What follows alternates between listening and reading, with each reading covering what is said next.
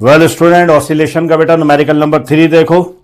An ideal spring with a spring constant of 15 Newton पर metre. अच्छा जी, फटाफट data बनाते जाओ, साथ साथ के दिया हुआ है तुम्हें 15 न्यूटन पर मीटर, है ना। फोर्स कांस्टेंट ऑफ स्प्रिंग दे दिया, ठीक है, आगे चलो।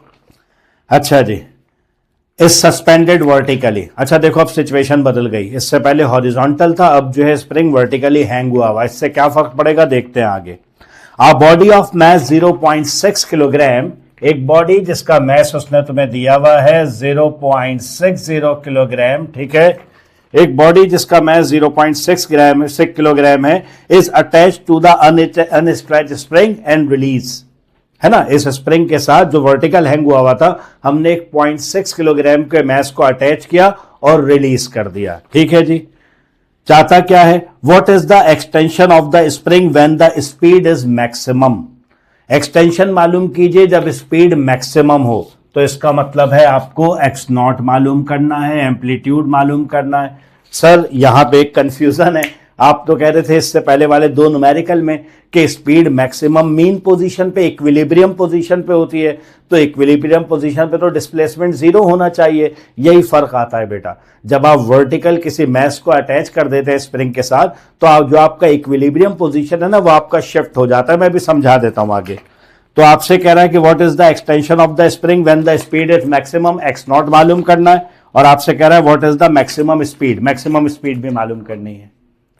चलिए जी, चलो बेटे, ये कंफ्यूजन होती है बिल्कुल, मैं इसे क्लियर कर देता हूं। देखो होता क्या है, जब ये हॉरिजॉन्टल केस होता है ना बेटे, ये वाला, ये एक आपके पास स्प्रिंग है, जब तक आप फोर्स नहीं लगाते, जब तक आपके पास ये इक्विलिब्रियम पोजीशन रहती है, मीन पोजीशन रहती है आपके पास, है ना। नॉर्मल कंडीशन में स्प्रिंग है, ना स्ट्रेच हुआ हुआ है और ना कंप्रेस हुआ हुआ है। लेकिन सिचुएशन बदल जाती है मेरा बेटा, जब आप इसे वर्टिकल हैंग करते हो। ये स्प्रिंग देखो, अगर मैं वर्टिकल हैंग कर देता हूं इस तरह से, ये इसकी नॉर्मल पोजीशन है, ठीक है। ना ये जो है अपना वो कंप्रेस हुआ हुआ और ना ये जो है अपना स्ट्रेच हुआ हुआ, ये इसकी नॉर्मल पोजीशन है ना। इसे आप इक्विलिब्रियम पोजीशन कहते हो। लेकिन देखो, जब मैं इसके ऊपर कोई वेट हैंग कर दूंगा ना बेटे, कोई मैस हैंग कर दूंगा मैं इसके ऊपर, है ना, अब आपके पास एक फोर्स आ गई, है ना, जो आप अप्लाई नहीं कर रहे, जो नेचुरली मौजूद है, जिसे हम वेट कहते हैं, W is equal to mg। तो जब आप इसके ऊपर ये अटैच करोगे ना, तो फिर ये आपके पास देखो, जो आपके पास इक्विलिब्रियम पोजीशन आएगी ना, वो इस जगह कहीं पे आएगी बेटे, इस जगह कहीं पे आएगी, यहां पे। ये वो जगह है बेटा जहां पे आपके पास इक्विलिब्रियम पोजीशन आए। इक्विलिब्रियम पोजीशन की पहचान क्या है, जहां पे नेट फोर्स जीरो होती है। तो देखो, अब दो फोर्सेज हैं तुम्हारे पास, एक वेट है जिसे आप कहते हैं W is equal to mg, और एक स्प्रिंग की रिस्टोरिंग फोर्स है जिसे आप हुक्स लॉ कहते हैं, ठीक है ना, वो आपके पास है kx। अब यहां पे ये हो जाएगा kx नॉट। अब आपके पास इक्विलिब्रियम पोजीशन ये है, तो जब आप इसे अटैच करके बेटा एकदम रिलीज करेंगे, तो स्प्रिंग देखो इस तरह से आपके पास वाइब्रेट करने लग जाएगा। जब इस तरह से आपके पास वाइब्रेट कर रहा है, तो बेटा जो इक्विलिब्रियम पोजीशन है, वो पोजीशन जहां पे एक्सेलरेशन जीरो होता है, जहां पे नेट फोर्स आपके पास जीरो होती है, वो पोजीशन यहां की जगह शिफ्ट होके यहां पे आ जाएगी। तो इसलिए मैंने इसको लिखा कि एक्स नॉट आपको मालूम करना है और मैक्सिमम स्पीड मालूम करनी है, ठीक है ना। चलिए अब सॉल्व करते हैं। अच्छा जी, तो अब एक्स नॉट मालूम करना है और मैक्सिमम मालूम करनी है। अच्छा, एक चीज, क्योंकि वर्टिकल का सवाल है तो हमें ग्रेविटेशनल एक्सेलरेशन की जरूरत पड़ सकती है, वो भी लिख लीजिए। ग्रेविटेशनल एक्सेलरेशन आपने ले लिया 9.81 मीटर पर सेकेंड स्क्वायर। तो चलो बेटा, पहले तो एक्स नॉट मालूम करते हैं। कैसे करें, सिचुएशन आपके सामने है बेटा। इक्विलिब्रियम पोजीशन वो होगी जहां पे हुक्स लॉ वाली फोर्स kx बराबर हो जाएगा अप्लाइड फोर्स यानी कि वेट के। तो देखिए, at equilibrium position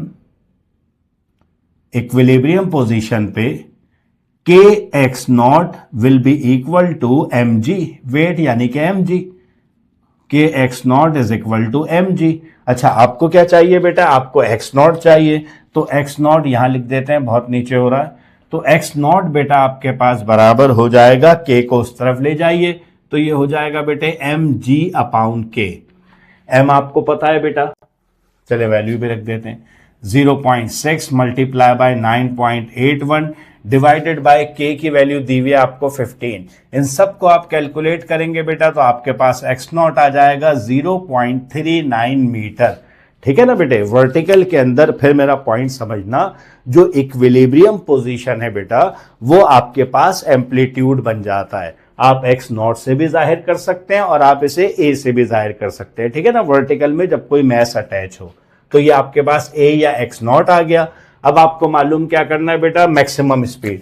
maximum speed sir हमने पहले भी मालूम की है, इससे पहले वाले दोनों न्यूमेरिकल के अंदर किसके बराबर होती है, ये बराबर होती है सर x नॉट ओमेगा के। अब देखो x नॉट तो है तुम्हारे पास, ओमेगा कहां से लाए सर, उससे पहले भी मालूम किया था 2 पाई अपॉन टी से या 2 पाई एफ से। यहां पे बेटा सिचुएशन मुख्तलिफ है, यहां पे ना आपको जो है वो फ्रीक्वेंसी मालूम करने का कोई रास्ता मिलेगा और ना टाइम पीरियड मालूम करने का कोई रास्ता मिलेगा। फिर क्या करें, स्प्रिंग मैथ सिस्टम मालूम करें। याद कीजिए ओमेगा बराबर होता था किसके, अंडर रूट के अपॉन एम के, है ना जी। ये हमने पढ़ा था ना जब हम स्प्रिंग मैथ सिस्टम थ्योरी में पढ़ रहे थे। तो ओमेगा की जगह बेटे उसका फॉर्मूला रख दीजिए। देखिए आपके पास के भी मौजूद है, आपके पास एम भी मौजूद है, तो स्पीड मैक्सिमम देखो बेटा आपके पास क्या हो जाएगी, एक्स नॉट अपनी जगह और ओमेगा की जगह आ जाएगा बेटा अंडर रूट के अपॉन एम। चलिए जी, ये आपके पास हो जाएगा एक्स नॉट की वैल्यू आप निकाल चुके 0.39 और ये आपके पास स्क्वायर रूट के अंदर आ जाएगा। के की वैल्यू दी हुई है बेटा 15 और एम जो है वो आपको 0.6 दिया हुआ है, 0.6। तो जब आप इन सबको कैलकुलेट करोगे you will get the maximum speed, और मैक्सिमम स्पीड यही है ना आपके पास, मैं 0.6, हाँ 0.6 है। मैक्सिमम स्पीड आ जाएगी 1.95 मीटर पर सेकेंड। ये आपके पास बेटे मैक्सिमम स्पीड आ गई।